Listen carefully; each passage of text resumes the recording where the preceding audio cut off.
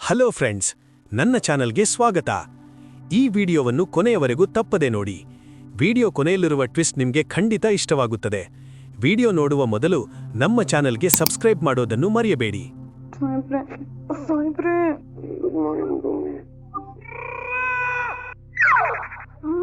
ನನ್ ಕಾಲು ಅಪ್ಪ, ನನ್ ಕಾಲ ಮೇಲೆ ಬಂತು. ಭೂಮಿ ಭೂಮಿ ಭೂಮಿ ಭೂಮಿ ಸಾಯ್ಬ್ರೆ ಸಾಯ್ಬ್ರೆ ನೀನ್ ಹತ್ರ ಬರ್ಬೇಡ. ಭೂಮಿ ನಿಜ ಹೇಳ್ಬಿಡು, ನೀನ್ ರಾತ್ರಿ ನನ್ಗೇನ್ ಮಾಡ್ದೆ ನೋಡು. ನಂಗೆ ಸಿಕ್ಕಾಪಟ್ಟೆ ಟೆನ್ಷನ್ ಆಗ್ತಿದೆ. ಈ ತರ ನನ್ಗೆ ಸರ್ಪ್ರೈಸ್ ಗಳೆಲ್ಲ ಇಷ್ಟ ಆಗಲ್ಲ. ಟೆನ್ಷನ್ ಆಗ್ತಿದೆ. ಭೂಮಿ ಏನ್ ಮಾಡ್ದೆ ನೀನು? ನಾನೇನು ಮಾಡಿಲ್ಲ ಸಾಹೇಬ್ರೆ. ಮತ್ತೆ ನನ್ ಕಾಲ್ ನಿನ್ ಮೇಲೆ ಹೋಗ್ತು. ಅದನ್ನೇ ನಾನ್ ನಿಮ್ಮ ಹತ್ರ ಕೇಳೋಣ ಅಂತ ಇದ್ದಿದ್ ಸಾಹೇಬ್ರೆ. ನೀವು ಬನ್ನಿ ಇಲ್ಲಿ. ಕೈ ಇಟ್ಕೊಂಡಿದ್ಯಾ? ಜುಂಬೋಲೆ ಜುಂಬೋಲೆ 2 feet ಡಿಸ್ಟೆನ್ಸ್. ಸರಿ ಕೇಳಿಸ್ಕೊಳ್ಳಿ. ಇಲ್ಲಿ ನಾನ್ ಮಲಗಿದ್ನಾ, ಇಲ್ಲಿ ನೀವ್ ಮಲಗಿದ್ರ? ನಿಮ್ ಕಾಲ್ ತಾನೇ ನನ್ ಕಾಲ್ ಮೇಲೆ ಇದ್ದಿತ್ತು. ಆಮೇಲೆ ನೀವ್ ತಾನೇ ತಪ್ಪು ಮಾಡಿದ್ದು. ಭೂಮಿ, ನೀನು ನನ್ ಕಾಲ್ ಹಾಕಿರೋದನ್ನ ಮಾತ್ರ ನೋಡಿದ್ಯಾ? ನೀನು ನನ್ ಮೇಲೆ ಕೈ ಹಾಕಿದ್ದೆ ತಾನೆ, ಅದು ನೋಡಿಲ್ಲ ನೀನು?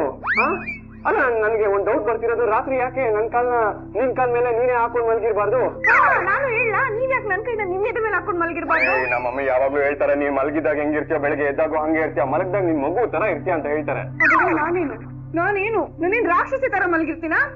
ನನ್ ಬಾಯಾರೆ ನಾನು ಸಾಹೇಬ್ರೆ ಏನು ನೋಡ್ ಭೂಮಿ, ನೋಡು, ಯಾರ್ಯಾರಿಗೆ ಏನೇನು ಇಂಪಾರ್ಟೆಂಟು ನನಗ್ ಗೊತ್ತಿಲ್ಲ. ಇಂಪಾರ್ಟೆಂಟ್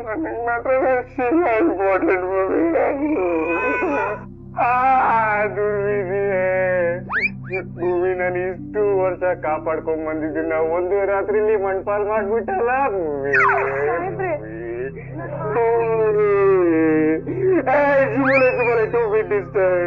ಒಂದ್ 5 ನಿಮಿಷ ನಿನ್ ಮನ್ಸಲ್ಲಿರುವಂತ ವಿಕೃತನ ಜಾಗ್ರತೆ ಮಾಡ್ಕೊಳ್ದೆ ಕಂಟ್ರೋಲ್ ಮಾಡ್ಕೊಳ್ದಿದ್ರೆ ಇವತ್ತು ನಾನು ಸಿಗ್ರವಂತ ಅಂತ ಹೇಳ್ಕೊಂಡು ಓಡಾಡ್ತಿದ್ದೆಲ್ಲ ಭೂಮಿ. ಅಯ್ಯೋ ಭೂಮಿ.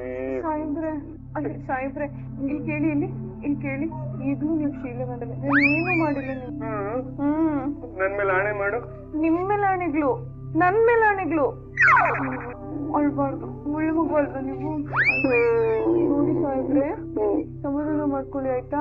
ನಾನು ಏನು ಮಾಡಿಲ್ಲ ನಿಮ್ಗೆ ಆಯ್ತಾ? ನೀವೇ ಕಾಲ್ ಹಾಕಿದ್ದಿತ್ತಷ್ಟೇ ಆಯ್ತಾ? ನಂಗೆ ಅದ್ರಿಂದ ಏನು ಬೇಜಾರಾಯ್ತು, ಅಳ್ಬೇಡಿ. ಸರಿ, ನೀನ್ ಸಮಾಧಾನ ಮಾಡ್ತಿದ್ದಲ್ಲ, ನಾನು ನಂಬ್ತೀನಿ. ಗುಡ್ ಬಾಯ್. ಸರಿ ಭೂಮಿ, ನಾವು ಕಳ್ಸಕ್ ಬಂದಿದೀವಲ್ಲ, ಇಲ್ಲಿಗ್ ಬಂದ್ಮೇಲೆ ಕಳಸೇಶ್ವರ ದೇವಸ್ಥಾನಕ್ಕೆ ಹೋಗ್ಬಿಟ್ಟು ದೇವರ ದರ್ಶನ ತಗೊಬೇಕಂತೆ. ಇಬ್ರು ಪಟ ಪಟ ರೆಡಿ ಆಗ್ಬಿಡೋಣ. ಇಲ್ಲಿ ಆಗಿರೋದನ್ನ ನಾನು ಮರ್ತ್ಬಿಡ್ತೀನಿ, ನೀನು ಮರ್ತ್ಬಿಡು. ನಾನು ಮರ್ತೋದೆ. ಹೌದಾ? ನಾನು ಮರ್ತೀನಿ. ಸ್ನಾನಕ್ಕೆ ಹೋಗಿ.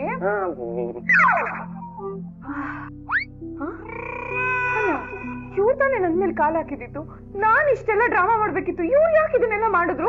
ನನ್ನನ್ನೇ ಹುಚ್ಚಿ ಮಾಡ್ಬಿಟ್ರ ಇವ್ರು. ಸಾಯ್ಬ್ರೆ ಸಾಯ್ಬ್ರೆ,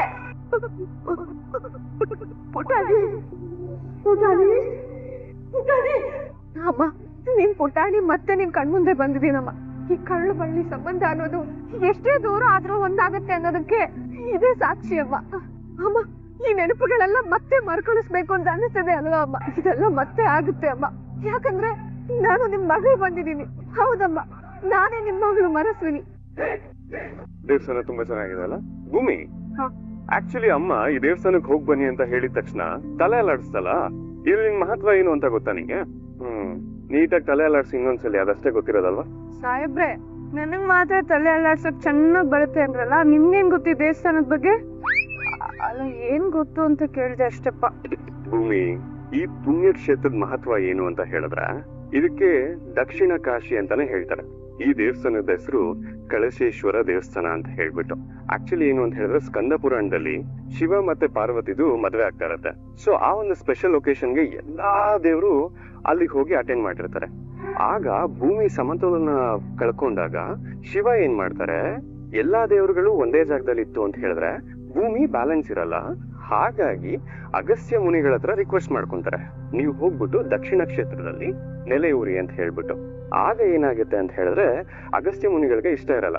ಯಾಕೆ ಅಂತ ಹೇಳಿದ್ರೆ, ಅವ್ರಿಗೆ ಶಿವ ಪಾರ್ವತಿಗೆ ತಾಳಿ ಕಟ್ಟೋ ಒಂದು ಅಮೃತ ದೃಷ್ಟಿಯನ್ನ ನೋಡ್ಬೇಕು ಅಂತಿರುತ್ತೆ. ಸೊ ಶಿವ ಅಗಸ್ತ್ಯ ಮುನಿಗಳಿಗೆ ಒಂದು ವರ ಕೊಡ್ತಾರೆ. ಏನು ಅಂತ ಹೇಳಿದ್ರೆ, ನೀನ್ ದಕ್ಷಿಣ ದಿಕ್ಕಿನಲ್ಲಿ ಹೋಗ್ಬಿಟ್ಟು ಎಲ್ಲೇ ಕುತ್ಕೊಂಡ್ರು ನಮ್ಮ ಮದ್ವೆನ ವೀಕ್ಷಣೆ ಮಾಡ್ಬೋದು ಅಂತ ಹೇಳ್ಬಿಟ್ಟು. ಆಗ ಅಗಸ್ತ್ಯ ಮುನಿಗಳು ಬಂದು ಕಳಸ ಕ್ಷೇತ್ರದಲ್ಲಿ ನೆಲೆ ಊರ್ತಾರೆ. ಬಾ, ಹಾಗೆ ಇಲ್ಲಿ ಕಳಸ ಅಂತ ಏನಕ್ಕೆ ಹೆಸರು ಬಂತು ಅನ್ನೋದ್ರ ಹಿಂದೆ ಒಂದು ಪೌರಾಣಿಕ ಕಾರಣ ಇದೆ. ಅದೇನು ಅಂತ ಹೇಳಿದ್ರೆ, ಅಗಸ್ತ್ಯ ಮುನಿಗಳು ಇಲ್ಲಿಗೆ ಆಶ್ರಮ ಕಟ್ಕೊಂಡು ನೆಲೆಸಿದ್ದಾಗ ಅವ್ರ ಕಳಸದಿಂದ ಒಂದು ಶಿವಲಿಂಗ ಉದ್ಭವ ಆಗುತ್ತಂತೆ. ಸೊ ಆ ಉದ್ಭವ ಆಗಿರುವಂತ ಶಿವಲಿಂಗನ ಇಲ್ಲಿ ಪ್ರತಿಷ್ಠಾಪನೆ ಮಾಡ್ತಾರೆ. ಹಾಗಾಗಿ ಇದನ್ನ ಕಳಸೇಶ್ವರ ದೇವಸ್ಥಾನ ಅಂತ ಕರೀತಾರೆ. ಅಂದಾಗೆ ಭೂಮಿ, ಇನ್ನೊಂದು ಇಂಪಾರ್ಟೆಂಟ್ ವಿಚಾರ, ಈ ದೇವಸ್ಥಾನ ದರ್ಶನ ಮಾಡ್ಕೊಂಡು ಕೆಳಗಡೆ ಇಳಿದು ಕಾರ್ ಹತ್ಕೊಂಡು ಒಂದ್ 3 ಕಿಲೋಮೀಟರ್ ದೂರದಲ್ಲಿ ಒಂದು ದೊಡ್ಡ ಬೆಟ್ಟ ಇದೆಯಂತೆ. ಆ ಬೆಟ್ಟದಿಂದ ಕೆಳಗಡೆ ಬಿದ್ರೆ ಬದುಕೋದಕ್ಕೆ ಚಾನ್ಸೇ ಇಲ್ವಂತೆ.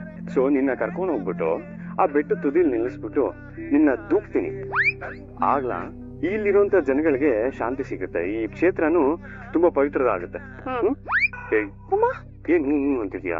ಸೊ ನನಗೆ ಈಗ ಒಂದು ಕ್ಲಾರಿಟಿ ಸಿಕ್ತು. ನಾನು ದೇವಸ್ಥಾನ ಸ್ಟಾರ್ಟಿಂಗ್ ಇಂದ ಇವಾಗವರೆಗೂ ಏನೇನ್ ಕಥೆಗಳು ಹೇಳಿದ್ನೋ ಅದ್ಯಾವ್ದು ನೀನ್ ಕೇಳಿಸ್ಕೊಂಡೇ ಇಲ್ಲ. ಸುಮ್ನೆ ಅಂತ. ಅಯ್ಯೋ ಇಲ್ಲ ಸಾಹೇಬ್ರೆ, ನಾನ್ ಕೇಳಿಸ್ಕೊಂಡೆ ಅಲ್ವಾ? ಕೇಳಿಸ್ಕೊಂಡೆ ಪಕ್ಕಪ್ಪ.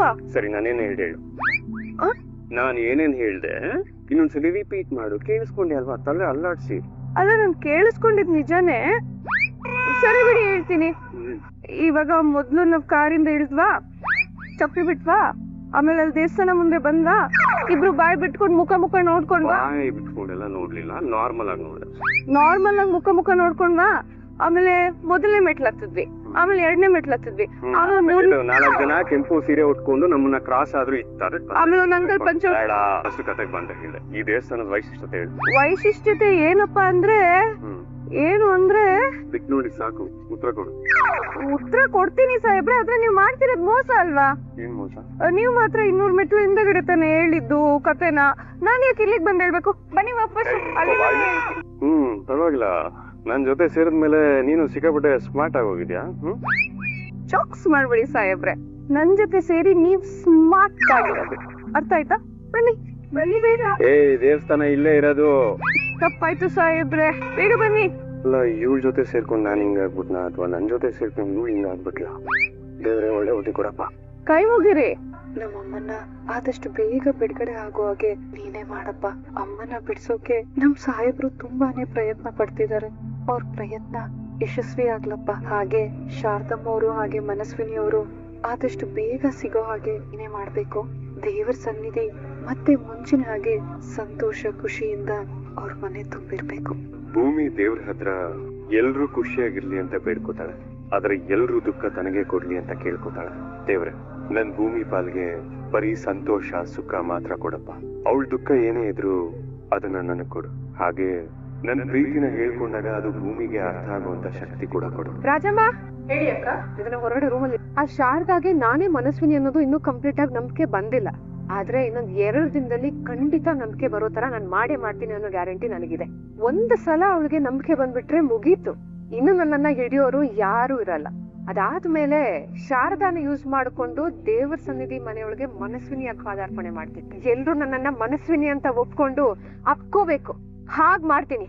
ನಾನ್ ಶುರು ಮಾಡೋ ಈ ಗೇಮ್ ಯಾವ ಲೆವೆಲ್ ಅಲ್ಲಿ ಇರುತ್ತೆ ಅಂದ್ರೆ, ಆ ದೇವರ ಸನ್ನಿಧಿಲಿ ಎಲ್ರೂ ಮೂಕ ಪ್ರೇಕ್ಷಕರಾಗಿರ್ಬೇಕು, ಹಾಗಿರುತ್ತೆ.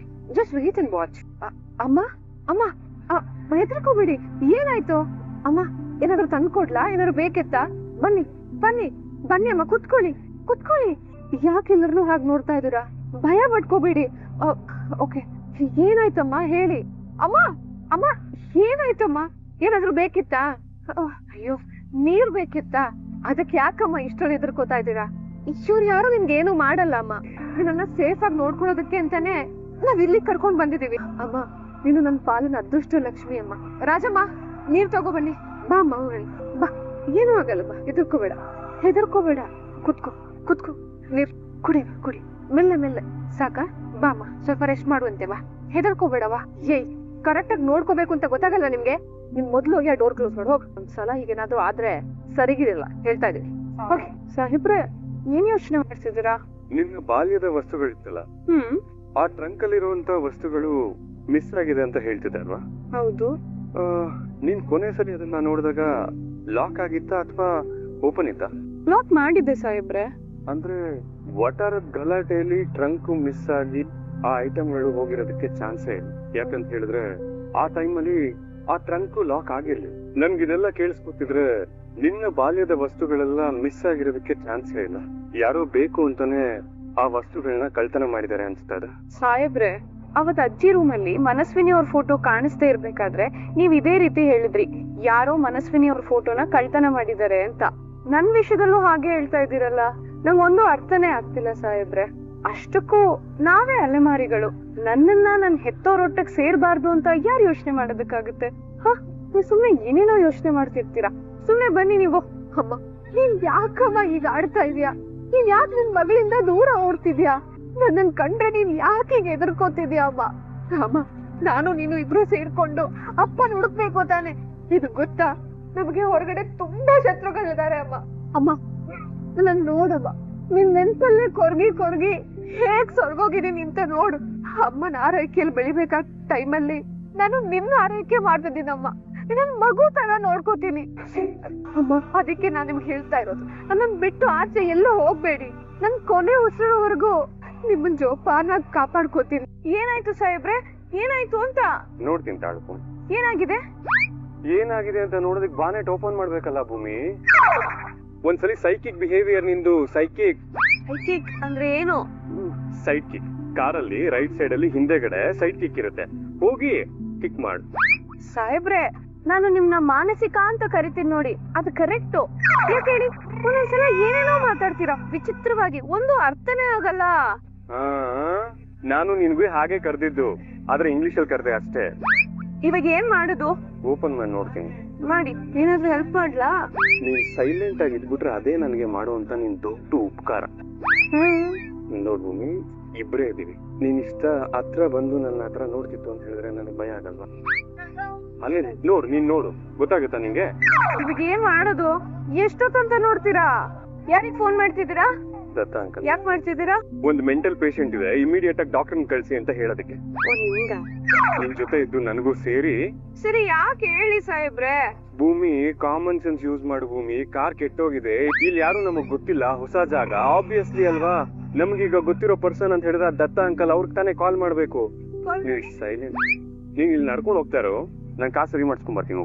ಅಲ್ಲ ಸಾಹೇಬ್ರೆ, ದೊಡ್ಡ ಪೊಲೀಸ್ ಆಫೀಸರು ಅಂತ ಬಿಲ್ಡಪ್ ಕೊಡ್ತೀರಾ, ಕಾರ್ ರಿಪೇರಿ ಮಾಡಕ್ ಕೂಡ ಬರಲ್ವಾ ನಿಮ್ಗೆ?